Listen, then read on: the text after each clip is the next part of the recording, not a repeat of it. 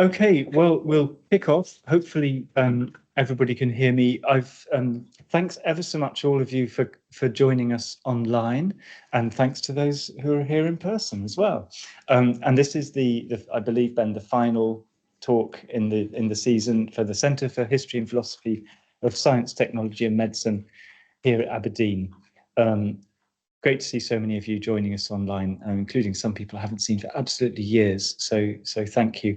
I'm very, very lucky to have Felicity MacKenzie joining us today for this final event, who's come up from Edinburgh. And Felicity is reaching the end of her first year of a new PhD project on Charles Lyell. And it's based very much on the Lyell papers, which were bequeathed to the University of Edinburgh, donated to the University of Edinburgh recently. And they're an incredibly exciting and huge resource that that Felicity and others have only just begun to dig into and see what can be done with them. So Felicity's now going to be speaking to us on Charles Lyell's early intellectual development, where every truth is felt as well as seen, reconstructing Charles Lyell's early intellectual development, 1816 to 1827. And just to say, as a side note, if you could please try to keep your microphones on mute, those who are online, and at the end, there will be plenty of time for questions.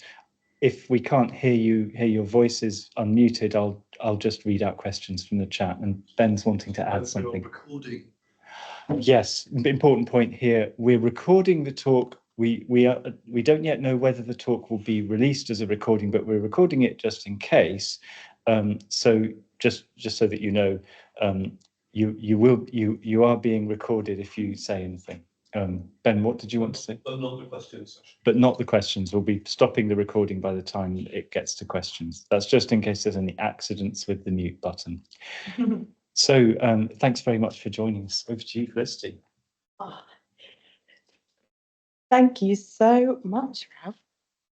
Right, good after. Oh, we followed Ralph in the recording. I don't know whether it will reorientate, but hopefully I'll be able to wave at you shortly, those that have joined online. But good afternoon. Thank you so much for having me here today. And a particular thanks to Ralph and Ben for inviting me up to speak. I'm so grateful to be with you. Now, I've promised in this paper that I'll put forward a new suggestion about Charles Lyell's identity that goes beyond his role as a specialised scientist, and that I'll reconstruct some of his early intellectual development to demonstrate why I want to argue for this broader understanding of Lyell's life and work. In order to do this, I want to first take a moment to revisit who Charles Lyell was and what much of the scholarly debate around him has centred on. I will just pause to say we're still following you, Ralph. Is that a problem? I'm very happy for it to follow you, but... As long as it's fine to physical. Perfect. Just to make you aware that you're being watched. Amazing. So Charles Lyell was one of the most famous and influential British geologists of the 19th century. He is often heralded as having ushered in a, quote, revolution in the science, particularly with his work, The Principles of Geology, being an attempt to explain the former changes of the Earth's surface with reference to causes now in operation. The Principles was published in 3 volumes, 1830 to 1833, and was reprinted in 12 editions until Lyell's death in 1875, selling 15,000 copies before his death. Lyell's work in The Principles was hugely influential on a generation of naturalists in the mid-19th century and established Lyell as an authority on the earth sciences in 19th century Europe and North America. As Charles Darwin famously wrote, reading The Principles altered the whole tone of one's mind, so that when seeing a thing never seen by Lyell, one yet saw it partially through his eyes. Exactly what Lyell's distinctive scientific contribution in The Principles was, however, and the extent of its significance or revolutionary nature, has been much debated. The Principles covered a huge range of geological subjects, but its key message is usually summed up with the somewhat vague statement that the present is the key to the past. This references Lyell's insistence that the geologist must assume as truth that the operations of nature have never changed in substance, kind, or degree, and therefore that the causes and forces and phenomena of the Earth witnessed by the geologist in the present can provide a key to explaining past causes, past forces, and past phenomena. The different interpretations of what Lyell was trying to achieve by insisting on the constancy of laws and operations in nature and the principles can be organized into three rough groups. And these form the three main views about what exactly Lyell contributed to the science and the extent of its revolutionary nature. In turn, each speak to a different view of Lyell's identity and his impact, and are relevant to assessing his role in relation to the world beyond geology. There are, of course, variations of opinion within each different interpretation, but I still think it's a helpful framework. Let's take a very brief look at each in turn. First, there is the system or narrative view, which encompasses the notion that Lyell promoted a uniformitarian or steady state view of Earth history. This is the earliest view, promoted largely until the 1980s, but with its afterlife still felt today. This view is based on the idea that, as Lyell argued that the operations of nature have never changed in substance, kind, or degree, it would in theory be possible to construct a potentially total narrative about Earth history if the geologist could gain enough information from the present to infer backwards about what might or must have happened in the past. As natural causes, rivers, earthquakes, etc., witnessed in the present are slow, therefore this creates a view of Earth history as a similarly slow, gradual process of unfolding events over an unimaginably long space of time. This built on the pioneering uniformitarian system suggested by James Hutton a generation earlier and transmitted to a later audience through the work of John Playfair. Though the terms of the narrative views still remain well known, historians have largely moved away from it as unnecessarily divorcing the debates occurring in geological science from broader trends occurring in the development of scientific thought in general. Rachel Loudon presents a very compelling argument on this front. Next, there is the methodology view. These historians take a subtly different tack. They argue that Lyell did not propose a necessary narrative about Earth history at all, but instead attempted to lay out the philosophical principles by which geological studies should be conducted in the modern age. Geologists must assume that the operations of nature have never changed in substance, kind, or degree, because it is only then that the geologists might reason from their own experience and observation to ascertain truths about Earth history, repeating observations in order to strive towards determining true causes and therefore probable natural laws. Then, and only then, might findings be considered legitimate. This view usually refers to the Newtonian causative ambitions of the principles as displayed in its title, and centers around the idea that Lyell was seeking to make geology into a respectable science for the modern age, from a context in which it had been perceived to be full of spurious speculation and scriptural references. Finally, the third view builds on and is often coupled with the methodology view. Proponents of this view argue that Lyell adopted a methodological approach rather than a system or narrative view, but emphasize that Lyell added nothing substantially new in terms of geological methodology. Practitioners of geology were already assuming the constancy of natural laws as a basis for understanding the deep past, with a few notable exceptions, such as references to the biblical flood. Instead, proponents of this view argue that Lyell's unique contribution to geology and the cause of its widespread success was rather about the way that Lyell wrote. They argue that he was a man of letters who used his fine literary talents to authoritatively establish and popularize this naturalistic methodology in a way that was palatable across audiences, referencing poetry and the classics in a way that appealed to the gentlemanly imagination of the British elite and to a wide range of political sensibilities. Lyell was simply unafraid to name what others were doing and was tactful about how he named it.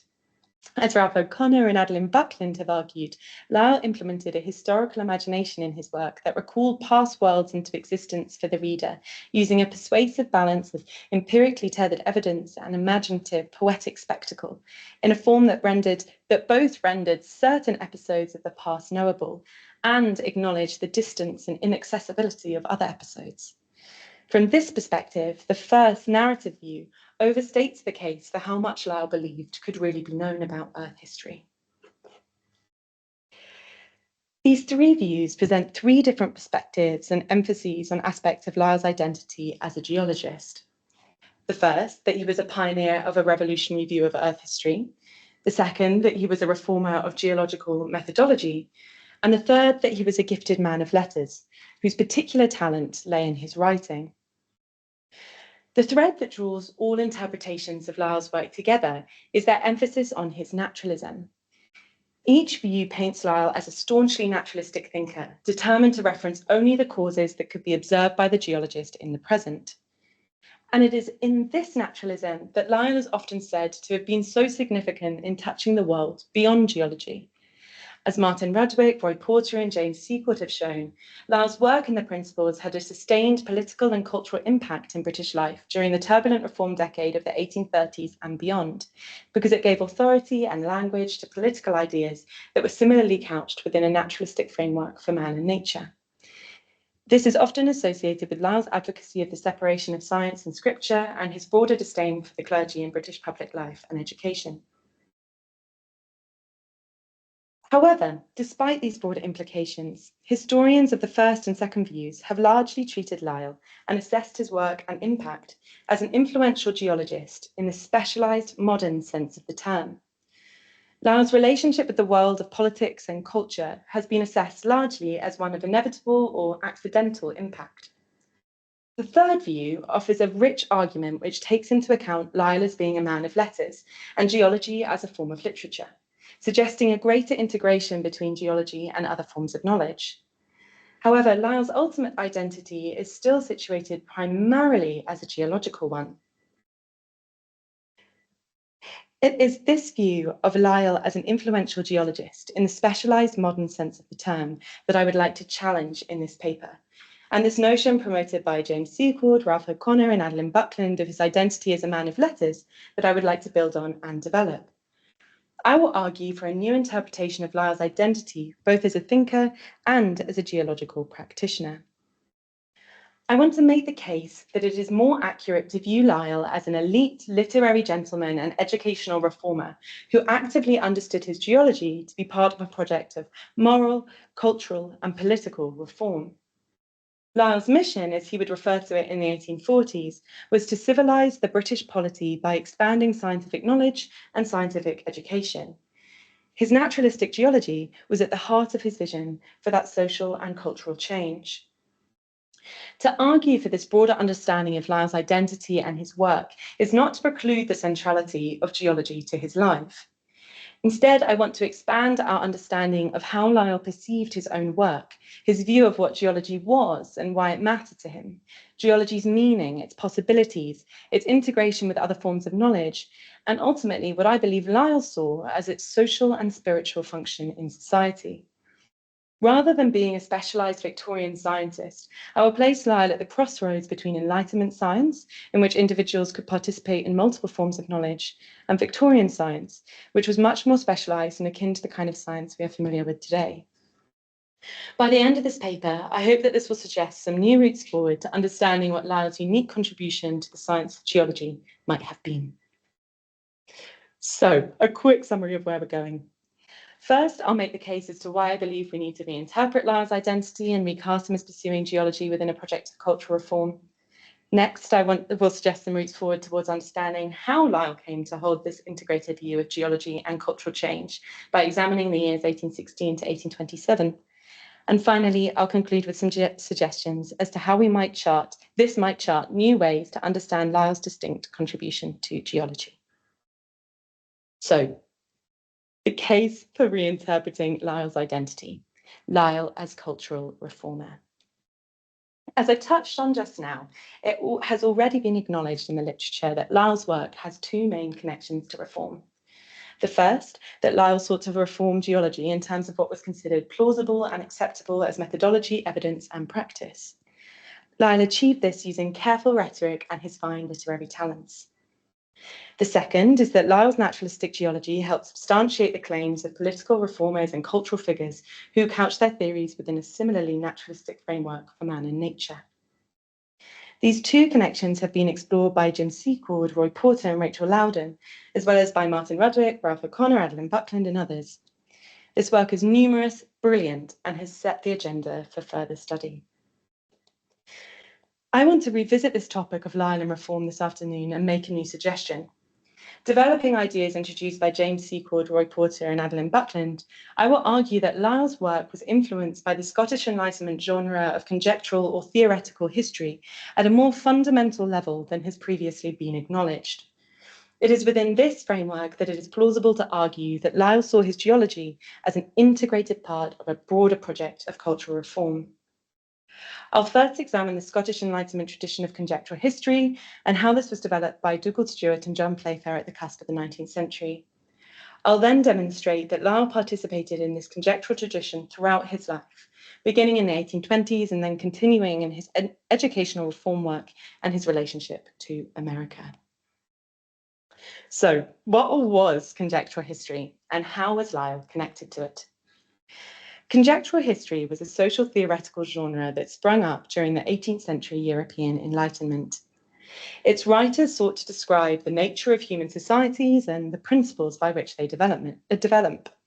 As we'll see later on, the Scottish conjectural history authors in particular were significant for Lyell. These included David Hume, Adam Smith, Adam Ferguson, and many others.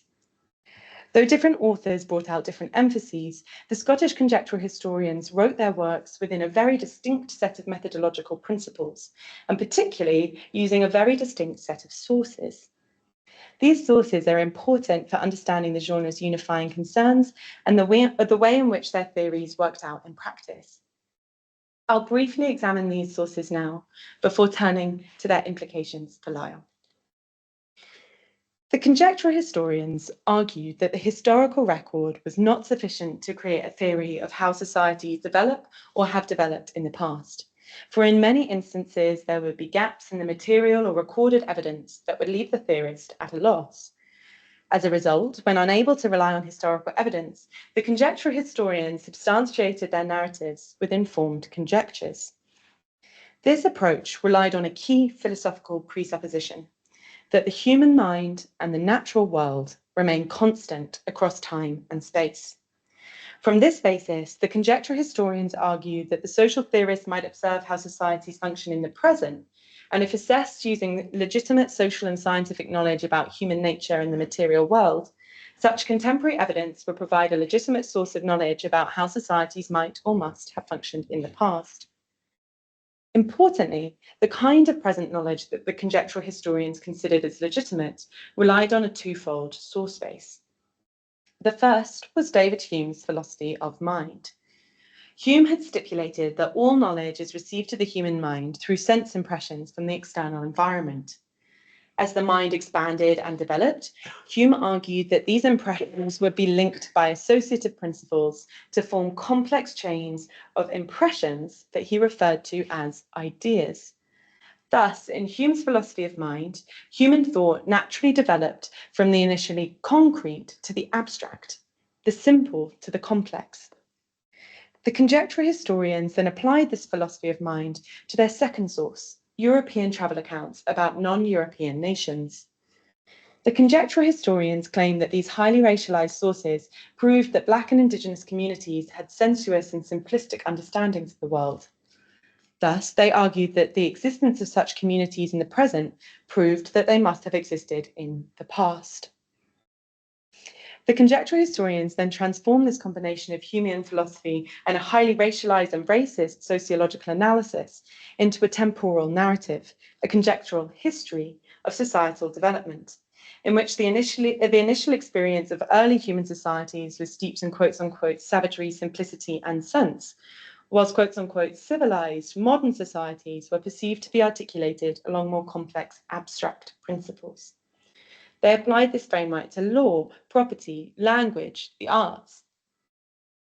Most importantly for Lyell, they also applied these ideas to the human understanding of causation in nature and by implication to religion.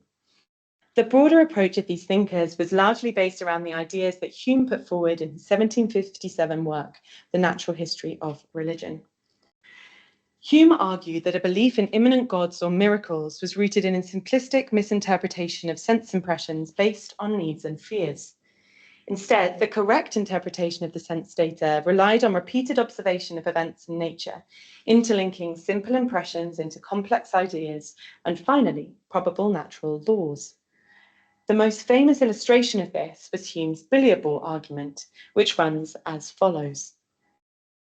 Imagine that a billiard ball A hits billiard ball B, and billiard ball B moves. If I watch this happen enough times, I could arrive at the probable natural law that when billiard ball A hits billiard ball B will move. The conjectural historians thus argued that probabilistic natural law reasoning was the most developed form of understanding causation in nature, because natural laws were arrived at by the interlinking of associated sense impressions into abstract ideas, and were thus seen to run in line with the natural development of the human mind. Thus, conjectural historians argued that the most quote-unquote developed and civilized societies would be deistic, perceiving the divine as a transcendent lawgiver not immanently involved in its creation. Importantly, the conjectural historians posited that the human mind and its societal expression were in an integrated and inseparable relationship to one another.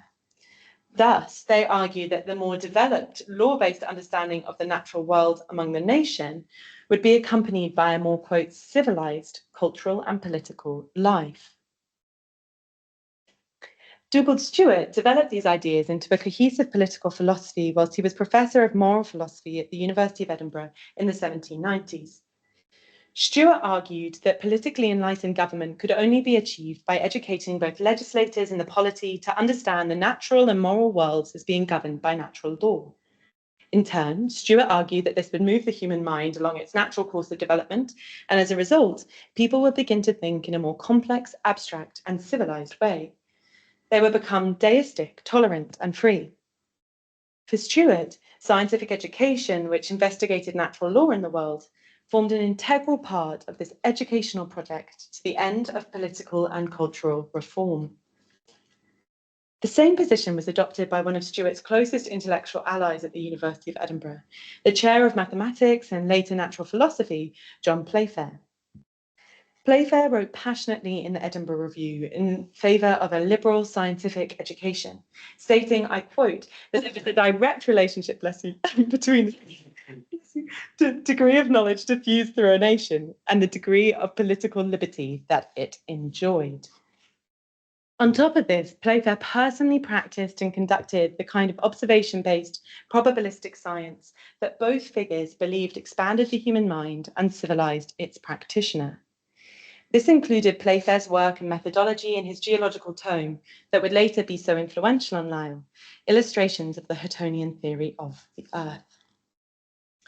Together, Stewart and Playfair promoted a twofold thrust of reform.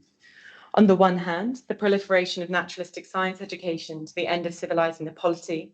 On the other, the pursuit of naturalistic science, that such work might be taught and diffused throughout the nation through education for the good of society. I argue that Lyell's life and work mirrored this twofold thrust of reform pursued by Stewart and Playfair. Viewing Lyell in this light brings unity to the different aspects of his identity and career, his science and his politics, his geology and his work for educational reform. That Lyell mirrored Stewart and Playfair is no surprise, given that he engaged with both their works, as well as the conjectural historians who influenced them, right from the beginning of his career. This is perhaps best exemplified by 4 articles that Lyell wrote in the Quarterly Review between June 1826 and October 1827. 2 of these articles concerned educational reform and 2 concerned geology.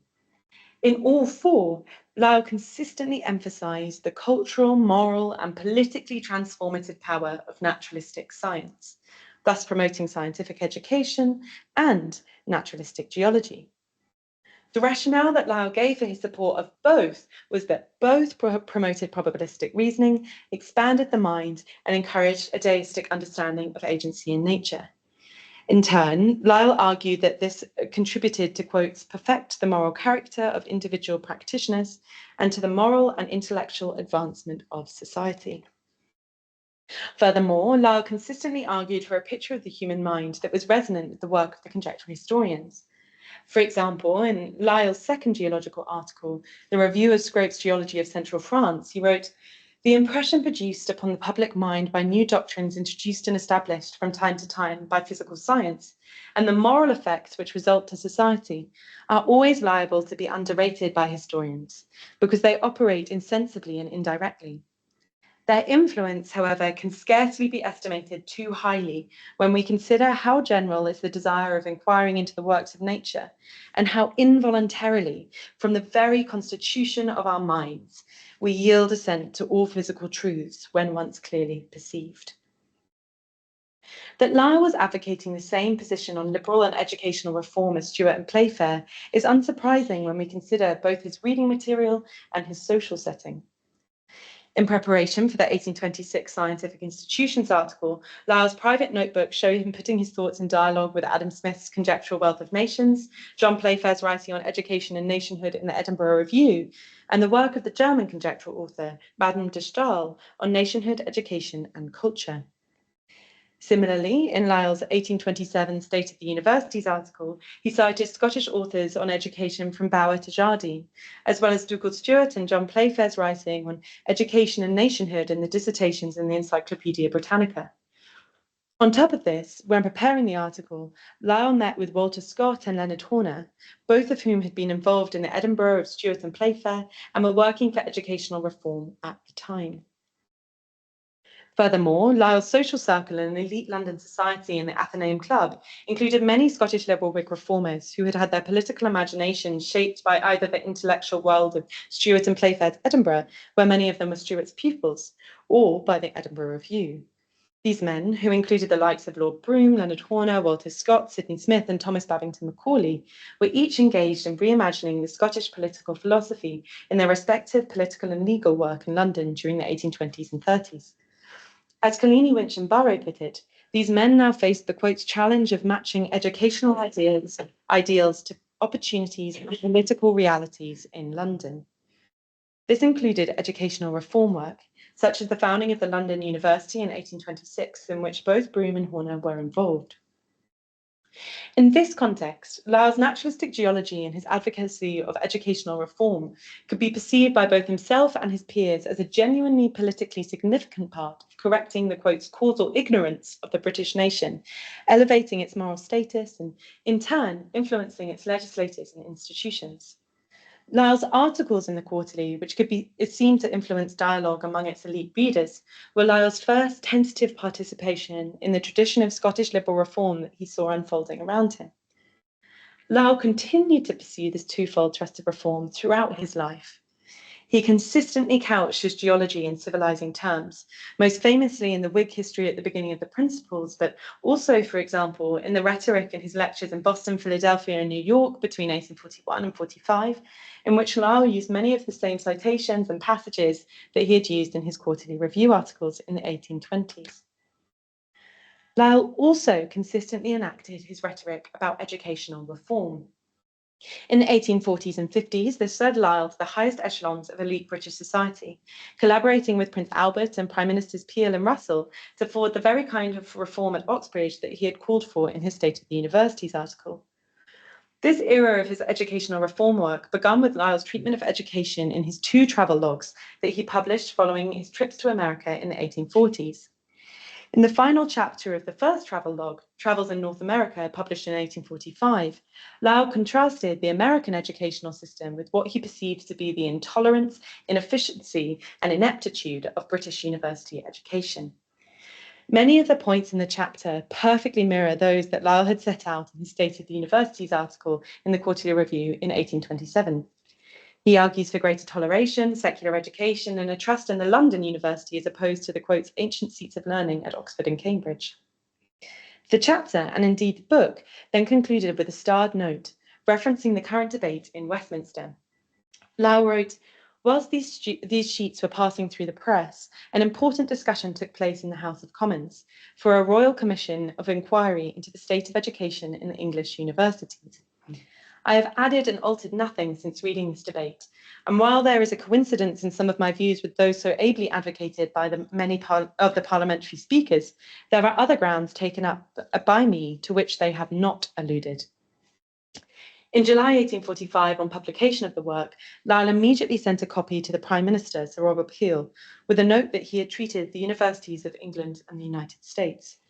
Meanwhile, in a letter to fellow educational reformer and his father-in-law, Leonard Horner, Lyell wrote gleefully that the Travels had found entrance, quotes, found entrance into certain houses and clubs who will now think a book of travels must be a harmless affair and stand on neutral ground. Furthermore, William Whewell, offended by the criticism that Lyell had levied against Whewell's work, The Principles of Education, in his travel log, published a book in response. A brief exchange of writing followed between the two men, in which Lyell sent his replies to Whewell to various, quotes, relevant reformers, evidently with the aim of promoting and participating in debate. Lyell's university chapter in the Travels also facilitated a watershed in his educational reform project by establishing his connection with Prince Albert, whom Lyell would later describe as a, quotes, host in himself in forwarding education, worth all the English Whigs put together. In March 1847, Prince Albert read Lyell's Travels and invited Lyell to meet him at Buckingham Palace. Albert had been elected Chancellor of Cambridge University in February 1847, and as an acquaintance of many members of the Whig intelligentsia, was keen to talk to Lyell about his university chapter in the Travels and potential reform at Oxford and Cambridge. This precipitated a close personal relationship between Lyell and Albert that continued over the following years.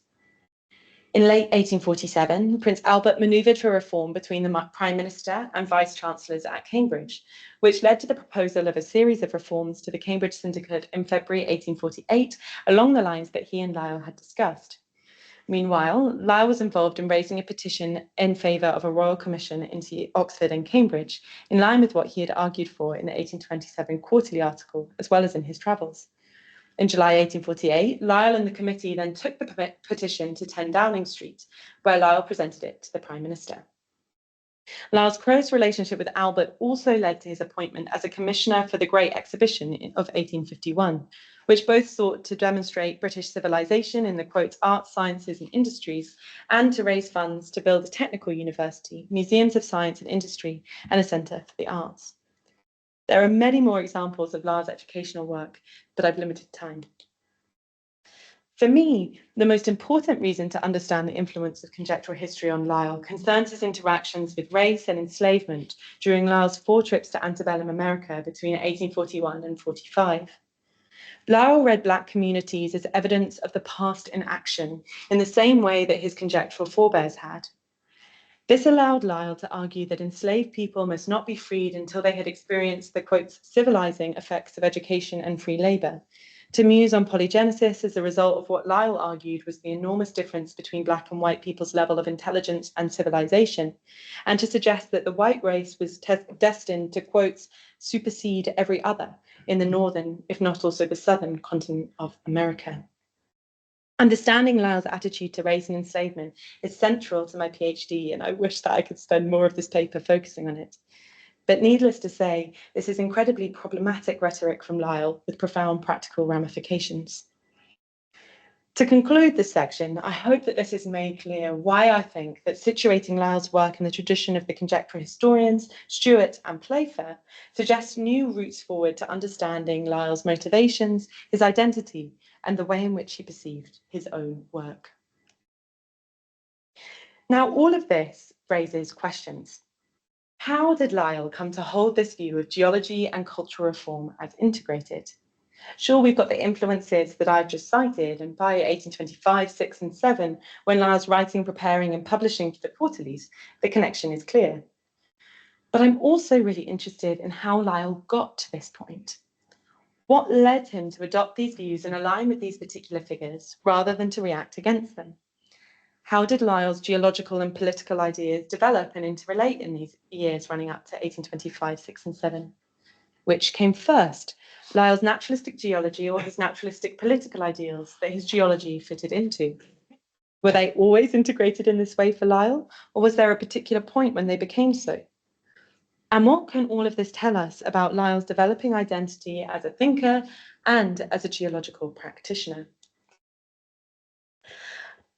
Unfortunately, these are the questions of my PhD, and I'm only the equivalent of 4.5 months into it, as I've been doing it part-time this year. As a result, I'd hugely appreciate any critique and commentary in terms of primary or secondary sources here. However, I can already say that the years 1816, when Lyell began university, to 1827, when he wrote his fourth quarterly review, provide a fascinating window into Lyell's developing identity as a gentlemanly man of letters, whose social thought and geological work were developing in tandem. When studying these years, it becomes clear that Lyell's writing in the Quarterlies was not a sudden break from his previous thinking and intellectual interests, or orchestrated exclusively by reading for writing those articles. Lyell had a clear interest in literature, in writing, in morality, and in geology, right from the beginning of his adult life. And he put these aspects of his life and work in dialogue with each other from the very beginning of his engagement with each of these subjects. What emerges is an integrated identity for Lyell, in which concerns about the moral world, the natural world, and the responsibility of being a gentleman in Lyell's social circle were never separated. He appears to be particularly grappling with the issue of truth, and it is aspects of this truth that he accesses and works towards through each of these different disciplines and interests. To begin to unpack this, I think it would be helpful to take a brief look at the substance of Lyell's life during these years, 1816 to 1827, before turning to some analysis of his knowledge networks. This will provide just a very rudimentary place to begin unpacking this subject, and I hope it will suggest some basis for continuing to do so going forwards. Born in 1797, Lyell grew up with his time split between rural Hampshire and the family estate in Kinnordy, Angus. He was part of a new money elite family and grew up with all the leisure and expectations and education that came with that. As Lyell describes in both his personal letters at the time and in his account of his own life that he wrote for Mary Horner in the 1830s, Lyell had been fascinated by the natural world ever since he was a boy, diligently collecting specimens of insects and butterflies from the large gardens of his family estate, as well as rambling through the surrounding countryside. Lyell had also, since boyhood, had a strong love of both reading and writing poetry. He had devoured the classical poets whilst at school in Midhurst, Hampshire, and had a particular love for Milton's epic dramatic imagination of the Genesis story, Paradise Lost, which Lyell memorized and would go on to quote in his writing throughout his life. This interest in poetry carried into his university days, when Lyell went off to study at Exeter College, Oxford, in 1816.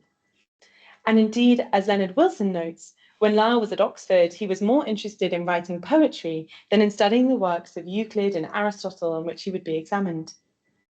Though he knew that his father planned for him to be a lawyer on graduation, Lyell wanted to be a writer.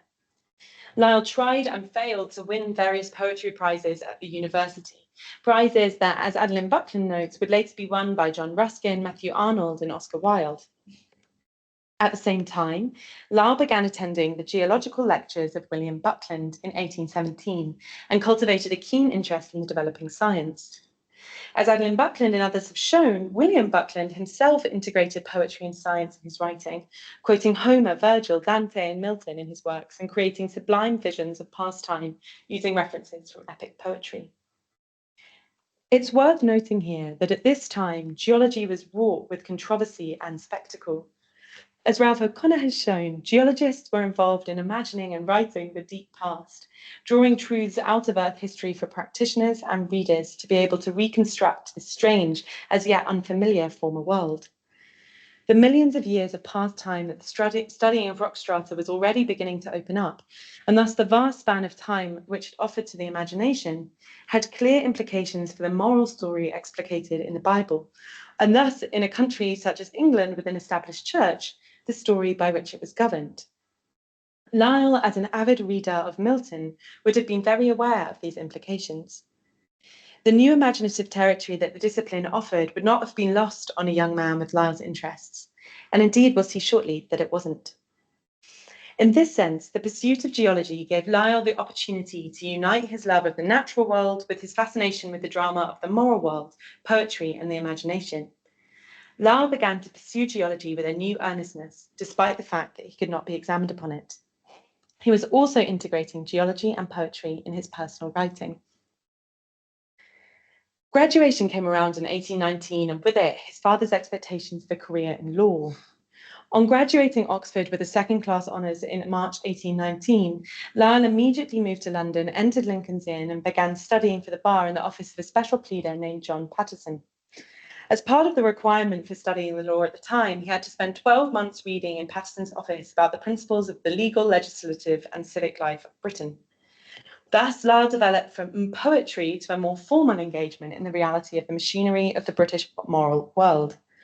After being called to the bar in May 1822, in particular when practicing on the Western Circuit in 1825, Lyell had the opportunity to observe the law courts and principles of justice in action. At the same time, Lyell continued to pursue his interest in the natural world. When Lyell first moved to London in March 1819, he also became a fellow of the Linnean and Geological Societies. After being called to the bar in 1822, Lyell continued his scientific pursuits with as much earnestness as the law. Lyell had an eye condition that had been bothering him since childhood, and whenever he had a flare-up, it was easier to be outside than it was to be reading his books. He spent the rest of the summer of 1822 helping Dr. John McCulloch, a recent president of the Geological Society, with the Forfarshire section of McCulloch's geological map of Scotland that he was preparing for the Ordnance Survey. Afterwards, Lyell returned to London and wrote up various papers for the Geological Society. In early 1823, he was elected to be one of their two secretaries, alongside the former magistrate, political economist, and geologist Poulet Scrope. This gave Lyell the opportunity to read and to edit the Society's transactions, assembling the papers for publishing. As spring turned to summer, Lyell began reading Adam Smith's Wealth of Nations. He spent the summer of 1823 in Paris alongside the leading scientists of the day, including Cuvier, Humboldt, and Prévost. He was treated by Parisian society as a gentleman who was able in political and scientific discussion alike. Later that summer, Prévost would return with him to tour the west of England.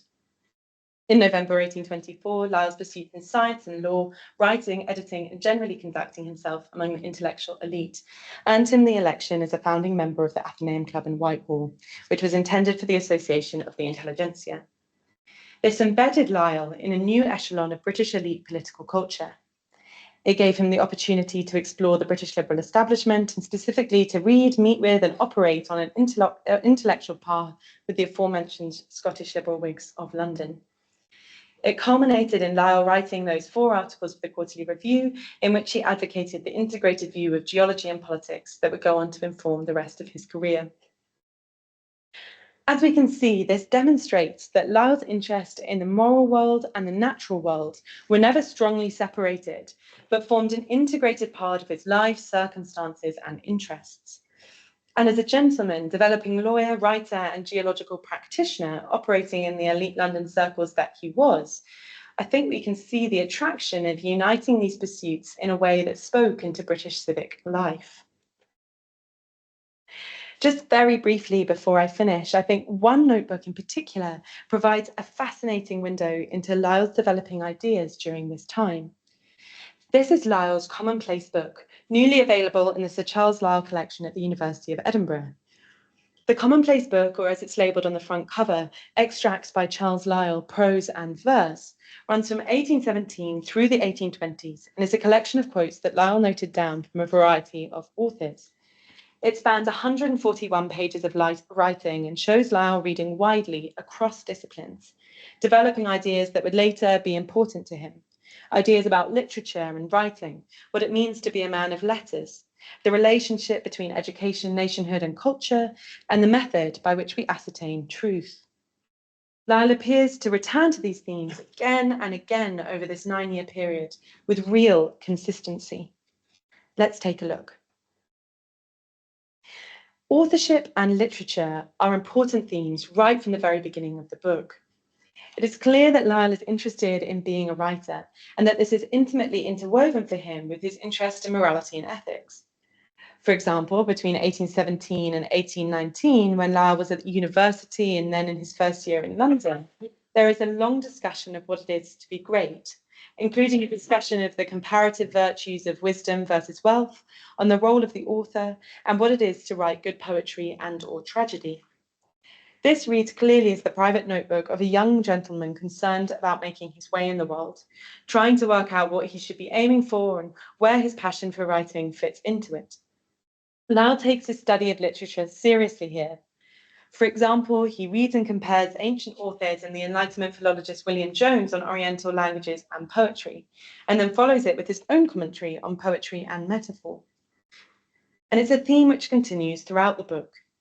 In the 1821 to 24 section, when Lyell is living in London and training for the bar, Lyell also quotes Madame de Stael on national character in literature, the relationship between place, time, and literature produced, on the notion of genius, and in a section eulogizing German romantic writer Schiller on the role of a man of letters in society.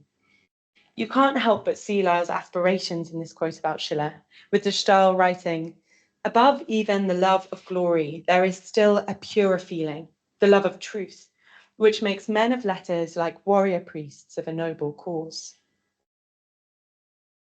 This interest in literature and writing and being a man of letters is constantly integrated in the commonplace with Lyell's commentary on ethics. For example, in the 1819 section, so this is back when Lyell first moved to London, Lyell, perhaps predictably, since he was now reading for the bar, begins to discuss the character of ideal political leaders and citizens, and a comparison of the classical morality of the ancients with that of Christianity, including in relation to liberality, generosity, and meanness, authority, and the source of moral truth in Aristotle's Ethics. Lyell also includes 4 pages of quotes from William Blackstone on natural and civic law, required reading for young lawyers at this time, which are folded up and inserted inside the front cover. Throughout this section, these quotes are interspersed with references to Milton and long quotes of Shakespeare. Moving again into the 1821 to 24 section of the book, Lyell quotes extensively on the nature of human society and the character of nations in a way that shows strong resemblance with the conjectural historical ideas that would eventually become so strong in his writing and thought. For example, he has a long section of quotes by Madame de Stael writing on the character of nations, on the characters and roles of men and women in society, and on the power of enlightened knowledge diffused gradually through society. This inquiry into the character of nations and the role of education in society continues on page 50 with quotes from another conjectural work, Dr. John McCulloch's 1824 book describing the Scottish Highlanders in a series of letters to Walter Scott. McCulloch was another man who wrote about geology, but also an enormous range of subjects, including this conjectural history of Highlander society interwoven with his geological work. This is a brilliant example of the intersection of conjectural history and colonial or modernizing expansion. McCulloch wrote this work in support of the clearances, citing the supposed savagery of the Highlanders as justification for the modernizing work to bring them towards civilization. This includes, again, a particular emphasis on the relationship of education and nationhood for the advancement of society. Lyell's extensive quotes from this work demonstrate that he was already interested in naturalistic explanations for the quote's development of society, a point that is supported by the fact that we know that Lyell was reading Adam Smith's conjectural work, The Wealth of Nations, a year earlier. It is worth noting here that mapping for McCulloch was Lyell's first formal engagement in producing a geological work for publishing. Perhaps further archival work might reveal that McCulloch's own pairing of naturalistic geology and conjectural history influenced Lyell's pairing of the two. At this juncture, Lyell begins to raise the fundamental theme, later so important for him, of how we ascertain knowledge and truth, and the practical ramifications of this for the relationship between knowledge and theology, church and state. Near the end of the commonplace, on page 128, Lyell quotes a proverb which touches on seeking truth through observation. He writes, "Experience consists not in seeing a great deal, but in observing a little." But what does it mean to see and to observe for Lyell? As we might expect, he repeatedly champions the cause of careful, repeated empirical observation throughout the commonplace book. However, on top of this, it appears that Lyell is interested not just in empirical observation, not just in sight, but in imagination and feeling as aspects of the knowledge process. Lyell quotes Madame de Stael writing, "It cannot be repeated too often. Imagination, far from being the enemy of truth, brings it out better than any other faculty of the mind, and all those who rely on it to excuse exaggerated expressions or vague terms are at least as devoid of poetry as of reason." This is reminiscent of what Adeline Buckland describes as Lyell's later treatment of Earth history in The Principles, appealing to the poetic use of imagination to reconstruct past time, yet an imagination that is tethered, restrained, and made proper by its tie to reasoning through empirical research. In a section of Lyell's own commentary, he again touches on the role of imagination and feeling in knowledge, praising an essay which was enriched with imagery so that each sentence presents a picture to the mind, where the task as well as the judgment are appealed to, and every truth is felt as well as seen. Lyell includes similar quotes throughout the commonplace, such as this one, "It is the soul that sees." And Lyell goes on to quote Bishop Berkeley's Alcophonal, the minute philosopher, on the principles of knowledge and understanding, including on the role of sight and the imagination. This is a long quote on the screen, but it's interesting for its resonances with Lyell's own interest in perception, in the emphasis on the power of the present to know the absent, the visible to know the invisible, the corporal to know the spiritual, and the allegorical and imaginative to know the intellectual. Lyell quotes and paraphrases Berkeley here. Lyell then goes on to quote Berkeley on questions such as what is beauty, and Berkeley's analysis around the disputed testimony of Josephus about the historical reality of Christ's existence. It's also interesting to note here that Lyell intersperses quotes from McCulloch's book on the Highlanders between these musings from Berkeley. Whether intentionally or by temporal coincidence, conjectural history and its inferences about naturalistic agency appear to be part of Lyell's meditation on truth. And the implications of different perceptions of truth for governance, morality, and law are again central for Lyell throughout the commonplace. For example, Lyell quotes Berkeley and Hume on different speculative systems of religion and atheism in determining the moral framework for law and the action of legislators, for the rule of monarchy and the people. He intersperses this with the role of the universities as seats of learning and in the role of social status in the dispersal of knowledge. He goes on to analyse the role of religious fanaticism in society by quoting poetry from the English Civil War, as well as quoting extensively from James Mill and J.R. McCulloch's works on political economy, trying to consider the role of commerce in morality, as well as engaging with a broad range of economic subjects. The relationship between different systems of truth and governance is particularly interesting given the discussions that were taking place during Lyell's trip to Paris in 1823, discussions around monarchy and republicanism in the aftermath of the revolution and the reconstruction of the monarchy, as well as ongoing debates about America. Lyell references this context repeatedly in his letters. And throughout all of this, right the way through, the Commonplace book contains a huge amount of quotes relevant to studying and writing about the natural world and geology. For example, Lyell integrates this reference to Hutton and Werner with a Juvenal quote on page 1 of the Commonplace in 1817. He references Francis Bacon on geology, tries his hand at poetic nature writing, which you can read on the screen. He compares fictional mythical creatures such as griffins in the poetical romance Orlando Furioso with the characters drawn forth by geology. Lyell writes in his own words a note to himself on the power of education and genius and uses chemistry as his analogy. He quotes several biblical passages relevant to geology, including on page 47, "Woe unto him that saith to the word awake, and to the drunk stone arise, it shall teach." He also quotes Bishop Berkeley on discovery, science, theology, and knowledge dispersal, Voltaire on the origin of the earth, and Rousseau on plant classification. What's interesting here is that science and literature are not separate for Lyell. Each form aspects of Lyell's meditation on the nature of truth, and Lyell uses both disciplines to work towards it.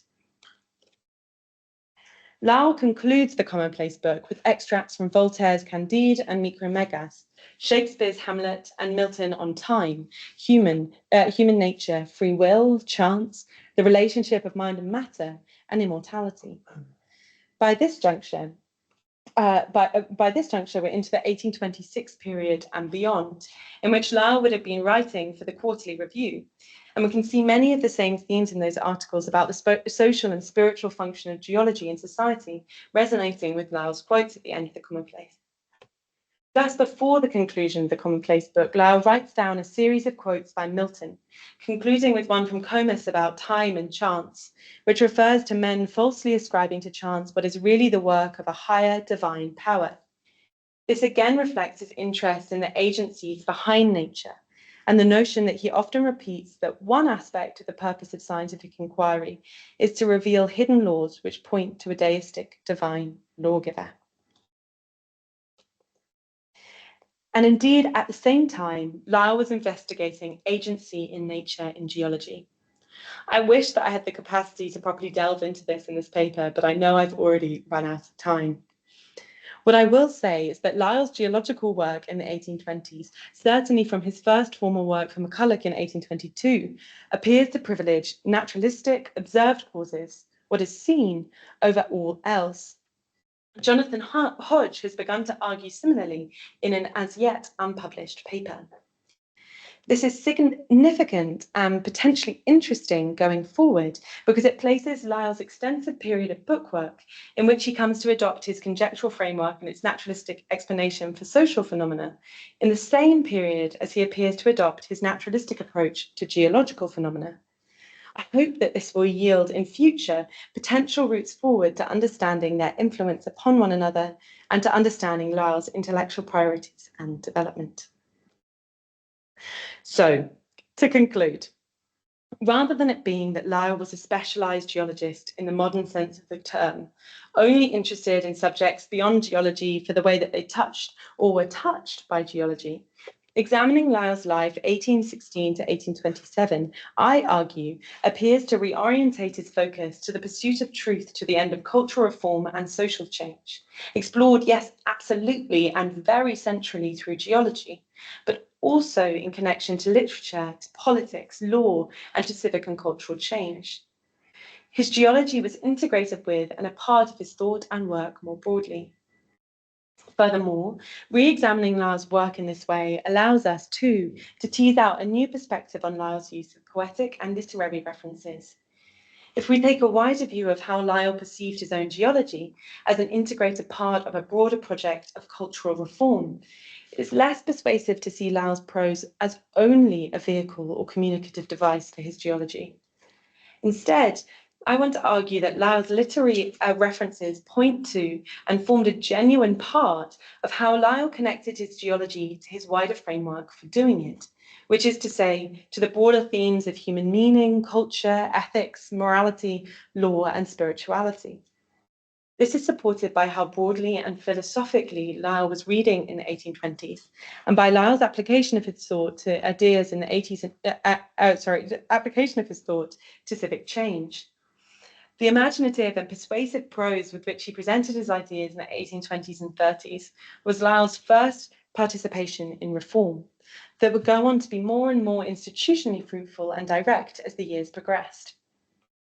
In this view, Lyell saw his geology not as an isolated or purely intellectual endeavour, but as part of a meaning-making process and a cultural mission. Thank you so much for listening. Thank you so much for that, Felicity. I'm going to come up to the front I'm going to come to the front of the camera. No, do hover if you can. Absolutely. No, thanks. That was an incredibly rich and all too brief portrait of this new Lyell who's emerging from the research you're doing. It's very exciting the way that you are pulling together the different Lyells that others have focused on, and also sort of showing how the work of a man of letters also connects that it's writing within a context of political action and going and knocking on the Prime Minister's door and so on, that the work of an elite man of letters. It's really very, very exciting to see all the things joining up together. And I'm going to just first of all make sure that I've got everything working here on Teams. Perhaps if I minimize the slides here, and I'm going to move over so that I can see the chat as well. Stop the recording. Good point, thanks. Now, where's the button for stopping the recording? This looks like the recording button, but Ben, can you show me where the button is to stop the recording? Just before we move on to questions. Sorry, everyone. That looks like a recording button, but it doesn't do anything. it's tapping away.